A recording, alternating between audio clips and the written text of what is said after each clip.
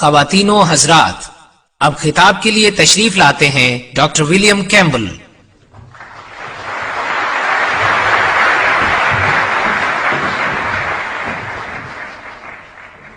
Doctor Naik کو خوش آمدید، جو کہ بہت دور سے تشریف لائے ہیں۔ خوش آمدید سبیل احمد اور محمد نائک، اور خوش آمدید تمام انتظامیہ کو۔ میرے نزدیک اس مذاکرے کو حتمی کہنا مبالغہ آرائی ہے، لیکن یہ ایک اچھی تشہیر ہے۔ اور سامعین کو بھی خوش آمدید۔ میں شروع کرتا ہوں اس بابرکت نام سے جو یہوہ ہے، جس کا نام سب ناموں سے عظیم ہے، جو ہم سب پہ نہایت مہربان ہے۔ میں گفتگو کا آغاز ان الفاظ سے کروں گا۔ آج شام ہم قرآن اور بائبل کے الفاظ کے بارے میں بات کریں گے۔ جدید علم لسانیات کے ماہرین کے مطابق ایک جملہ وہی معنی رکھتا ہے جو بولنے والے کے ذہن میں ہوتا ہے، جو سننے والے شخص یا مجمع کے ذہن میں سمائے۔ اس طرح قرآن کے معنی کے متعلق یہ کہا جائے گا کہ جو محمد اور ان کے سامعین کے نزدیک تھے وہی صحیح تھے۔ اسی طرح بائبل کے حوالے سے وہی معنی صحیح ہوں گے جو موسیٰ، عیسیٰ اور ان کے سامعین نے سنے۔ اس معاملے کو پرکھنے کے لیے ہمارے پاس قرآن اور بائبل میں حوالہ جات موجود ہیں۔ مزید برآں اس کی شاعری اور خطوط بھی موجود ہیں جو اس صدی کے ہیں۔ یوں بائبل کے لیے پہلی صدی عیسوی اور قرآن کے لیے پہلی صدی ہجری معین ہے۔ اگر ہم واقعی سچ کی تلاش میں ہیں تو ہمیں نئے نئے معنی تلاش نہیں کرنے چاہیے۔ جی ہاں، اگر ہم واقعی سچ کی تلاش میں ہیں تو پھر جھوٹے بہانے تراشنے کی ضرورت نہیں ہے۔ یہ اس کی مثال ہے جو میں آپ کی خدمت میں پیش کرتا ہوں۔ آئیے پہلی سلائیڈ دیکھتے ہیں۔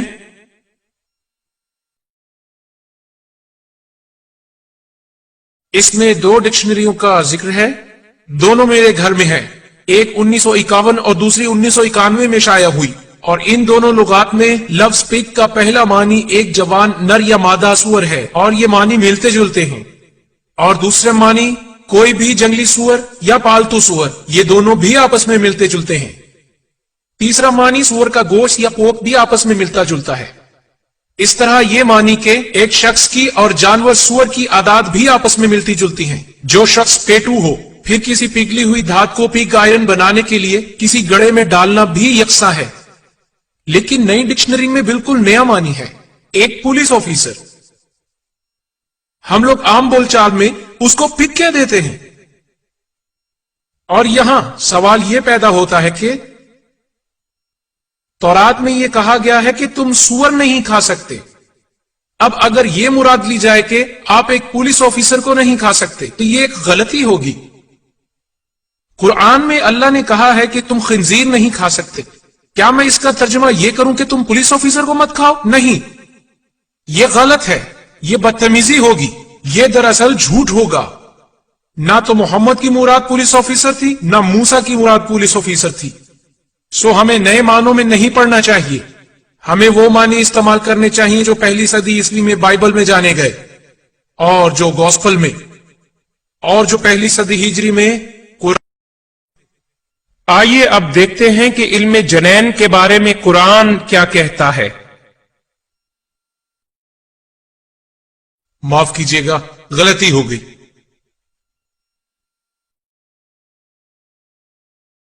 کہا جاتا ہے کہ جنین کے مختلف مراحل سے گزرنے کا تخیل دور جدید کی دریافت ہے، اور یہ کہ قرآن جنین کے جدید علم کے ان مراحل کی بھی نشاندہی کرتا ہے۔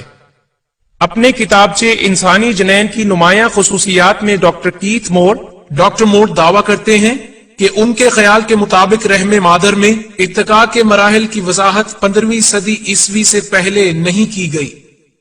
ہم اس دعوے کو قرآن میں استعمال کردہ عربی الفاظ کے معنی پر غور کر کے پرکھیں گے۔ دوسرا، ہم اس دعوے کو نزول قرآن کے عہد اور اس سے قبل کے تاریخی حقائق و شواہد کی روشنی میں پرکھیں گے۔ ہم اس سلسلے میں سب سے اہم لفظ علقہ سے شروع کریں گے، جو مرکزی آیت ہے۔ عربی زبان کا لفظ علقہ واحد یا علق جمع 6 مرتبہ استعمال ہوا ہے۔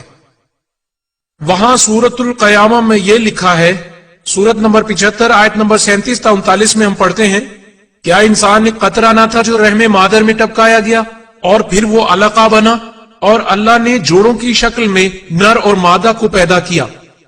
सूरत मोमिन सूरह नंबर 40 की आयत नंबर 67 में बयान किया गया है कि वही है जिसने तुम्हें खाक से पैदा किया, एक कतरा मादा मनविया से, फिर जमे हुए खून का लोथड़ा अलका बनाया, फिर तुम्हें बच्चे की शक्ल में पैदा किया ताकि तुम अपनी जवानी को पहुंचो। सूरतुल हज सूरह नंबर 22 आयत नंबर 5 में बयान है, ए बनीनो इंसान, अगर तुम्हें मरने के बाद जिंदा कर दिए जाने पर शक है तो गौर करो, हमने तुम्हें खाक से पैदा किया है, फिर मादा अफजाइश के एक कतरे से, फिर जमे हुए खून के लोथड़े अलका से, फिर इंसानी गोश्त से, और हमने तुम्हें हर तरह की जिसामत दी। और फिर कुरान में आखिरी तज़किरा सूरतुल मोमिनून में कुछ यूं है। सूरह नंबर 23 आयत नंबर 12 था 14 में लिखा है कि फिर वाक़या हमने इंसान को गीली मिट्टी से तख्लीक किया, फिर अफजाइश नस्ल के बीज की तरह महफूज जगह पर रखा, फिर जमे हुए खून के लोथड़े अलका से बनाया, फिर लोथड़े से गोश्त की बोटी, और फिर गोश्त की बोटी में हड्डियां बनाई, और हमने हड्डियों पर गोश्त चढ़ाया, और फिर हमने इसे तख्लीक नौ अता की। और यहाँ कुरान के मुताबिक जनैन के इर्तिकाई मराहिल कुछ यूं हैं। नुतफा मनविया, अलका जमा हुआ खून, मुदगा गोश्त की बोटी, औलाम यानी हड्डियां, फिर 5वें मरहले में हड्डियों पर गोश्त चढ़ाया जाता है। पिछले 100 साल से लफ्ज अलका का तर्जुमा कुछ यूं किया जाता है। मानी तो 10 मौजूद हैं, लेकिन मैं सबका जिक्र नहीं करूंगा। 3 फ्रांसीसी जुबान में हैं, जिनके लफ्जी मानी कुछ यूं हैं, जमे हुए खून का लोथड़ा। 5 मानी अंग्रेजी जुबान में हैं, जहां इसका मतलब खून का लोथड़ा या जोंक जैसा जमा हुआ खून, और 1 मानी इंडोनेशियन जुबान में, इसका मतलब जमे हुए खून की डली या खून का टुकड़ा कहा गया है, और आखिरी मानी फारसी में है, जिसका मतलब भी खून का लोथड़ा है।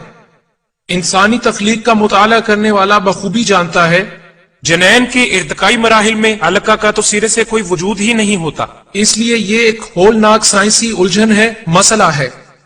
लुगत में तो ये एक हर्फ ही है ना, और अलका जो एक वाहिद मुन्नस है, इसका मतलब खून का टुकड़ा या जोंक निकाला जाता है। शुमाली अफ्रीका में ये दोनों मानी इस्तेमाल किए जाते हैं। मेरे पास कई ऐसे मरीज आते रहे जो गले से जमा हुआ खून निकालने के लिए कहते रहे।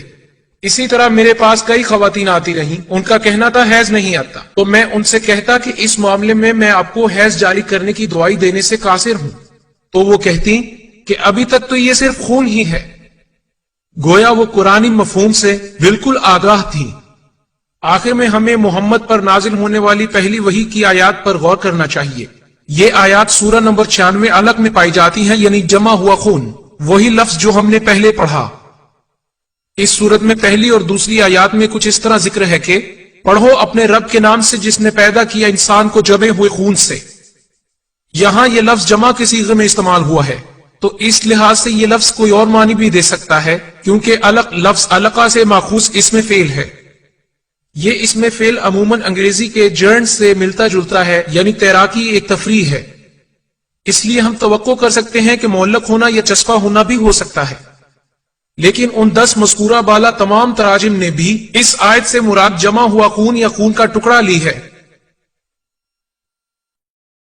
इन तमाम मुतरजमीन के बावजूद जिन्होंने इससे मुराद क्लॉट यानी नुत्फा लिया है, इन पर फ्रांस के डॉक्टर मोरिस बुकाई ने कड़ी तनकीद की है। वो लिखते हैं, एक मुतजस्सिस कारी को यहां जो मसला दरपेश हो सकता है वो दरअसल जखीरा अल्फाज का मसला है। मिसाल के तौर पर अक्सर तराजिम ने इंसानी तख्लीक के इब्तदाई मराहिल को क्लॉट ही कहा है, जबकि इस तरह का दावा इस शोबे के माहिर साइंसदानों के लिए कतन काबिल कबूल नहीं है। इससे एक बात खुलकर सामने आती है कि बिलखुसूस कुरान की तख्लीक इंसानी के बारे में दावों को समझने के लिए लासानी और साइंसी उलूम में रब्त की अहमियत कितनी ज्यादा है। सादा लफ्जों में डॉक्टर बुकाई कहते हैं, मुझसे पहले किसी ने भी कुरान का तर्जुमा सही तौर पर नहीं किया है। तो डॉक्टर बुकाई के मुताबिक तर्जुमा क्या होना चाहिए? इनका ख्याल है कि लफ्ज अलका का तर्जुमा जमे हुए खून की बजाय चिपकने वाली चीज किया जाए। ऐसी चीज जो जनैन के रहम में आनोल नाल से मुंसलिक होने को जाहिर करती है। वो खवातीन जो हामला रह चुकी हैं वो जानती हैं तब तक चिपकी हुई चीज उतरती नहीं जब तक वो जुगाली किया हुआ गोश्त न बन जाए। सो ये चीज अपनी इसी हैयत के साथ उस आनोल नाल के जरिए 8.5 माह तक चिपकी रहती है। सालसन इन आयात में वाज़ेह है कि जुगाली किया हुआ गोश्त हड्डियां बन जाता है और फिर ये हड्डियां गोश्त से ढांप दी जाती हैं। ان معلومات سے یہ تاثر ملتا ہے کہ پہلے ہڈیوں کا ڈھانچہ بنتا ہے اور پھر ان پر گوشت چڑھا دیا جاتا ہے۔ ڈاکٹر بکائی کے مطابق یہ بات بالکل بھی درست نہیں ہے، کیونکہ عضلات اور ہڈیوں کی ابتدائی نرم و ملائم ساخت ایک ہی وقت میں سومائٹ سے بننا شروع کرتی ہے۔ 8ویں ہفتے کے اختتام تک پختگی کے چند پوائنٹس کام کرنا شروع کر دیتے ہیں، تاہم جنین اس سے پہلے ہی اپنی عضلاتی حرکت کے قابل ہو جاتا ہے۔ ڈاکٹر ٹی ڈبلیو سیڈلر نے اپنے ذاتی خط میں لکھا ہے، جو علم تشریح الاعضاء برائے جنین کے ایسوسیٹ پروفیسر ہیں اور جو لینگمینز میڈیکل ایمبریولوجی کے منصف ہیں، وہ کہتے ہیں استقرار حمل کے 8 ہفتے بعد پسلیاں نازک حالت میں موجود ہوتی ہیں، لیکن وہ پختہ ہڈیوں کی صورت میں نہیں ہوتی۔ اسی طرح عضلات موجود ہوتے ہیں پر پختگی کا آغاز بعد میں ہوتا ہے۔ 8ویں ہفتے میں عضلات کسی قدر حرکت کے قابل ہوتے ہیں۔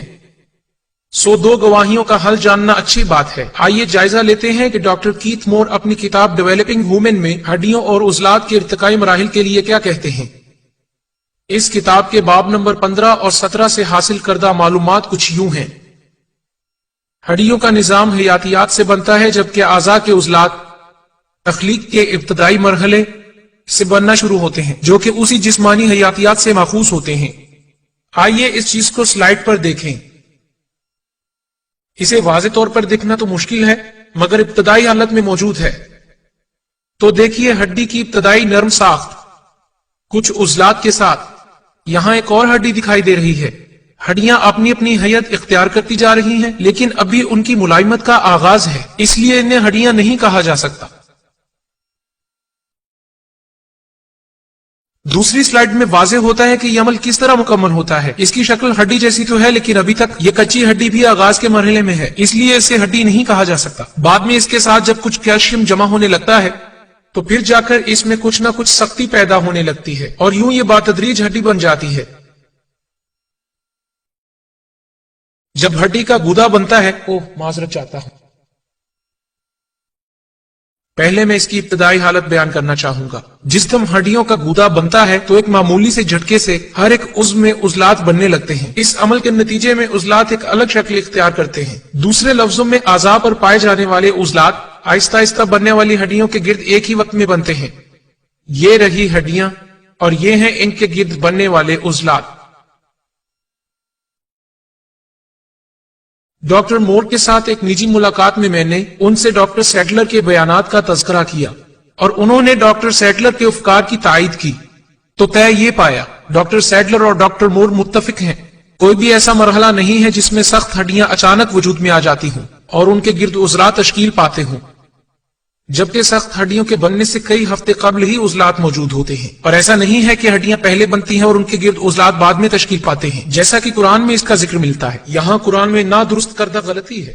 یوں مسائل کے حل سے ہم ابھی بہت دور ہیں۔